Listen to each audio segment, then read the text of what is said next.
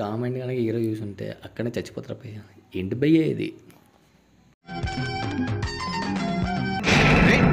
ఏమేంద్రా నేనేం తప్పు చేశానో చెప్పండి రా.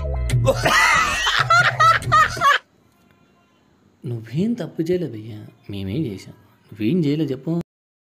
మీతోనే సినిమాలు మీరు చేసుకుంటారా లేకపోతే బయట సినిమాలు కూడా ఏదైనా హీరోలతో చేసే ఆలోచన ఉందా? యాంకరే మాట్లాడుతున్నాడు. మహేష్ బాబు, పవన్ కళ్యాణ్, ఎన్టీఆర్ వీళ్ళందరి తర్వాత ఈయనే చేసేది. థాట్ మాత్రం ఇదే భయ్య.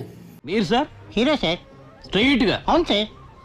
ఏ ఈ అన్న తమ్ముడు ఫ్రెండ్ అమెరికా పెళ్ళికొడుకు ఇలాంటి విషయాలు లేరా? చేస్తే ఇంకా ఉంది, వెళ్దాం, ఇంకా చూద్దాం. సినిమాలు కూడా ఏదైనా హీరోలతో చేసే అంటే నాకు టైం దొరకట్లేదు ఇప్పుడు నా మీద. కరెక్టే భయ్య, హీరో కరెక్ట్గా మాట్లాడుతున్నాడు. ఆయన చాలా బిజీ ఇప్పుడు. నెక్స్ట్ ఇప్పుడు ప్రభాస్ గారితో, రాజమౌళి గారితో చేసేది ఈయనే.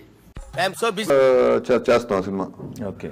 సో నెక్స్ట్ నేను సంవత్సరానికి 3 సినిమాలు చేయాలని ప్లాన్. సినిమాలు అంటే ఒక సినిమా 1000 కోట్లు కలెక్షన్ తీసుకున్నా 3,000 కోట్లు. కొత్త ఇండస్ట్రీ బాగుపడిపోతే మా టీఎఫ్ఐ. సంవత్సరానికి 3 సినిమాలు చేయాలని ప్లాన్ చేశాను. భయంగా ఉందా? దీని తర్వాత ఇంకా భయంకరంగా ఉంటుంది. బట్ నెక్స్ట్ ఇయర్ 2 అనుకున్నాను. 25 నుంచి 3. నేను వెళ్ళిపోతాను భయ్య, ఇక మన వల్ల కాదు. ఇలాంటి డైలాగ్ అయిన తర్వాత మనం ఇంకెందుకు చెప్పు, వద్దు, వెళ్ళిపోదాం, మనం వెళ్ళిపోదాం. 25 నుంచి 3. అండ్ డబ్బులు స్టోరీతో కూడా ఖర్చు పెట్టి ప్రొడ్యూసర్లు లావడిపోవాలి, ఇండస్ట్రీ బాగుపడిపోవాలి, మనం మాత్రం పోవాలి అంతే. వద్దు, వెళ్దాం.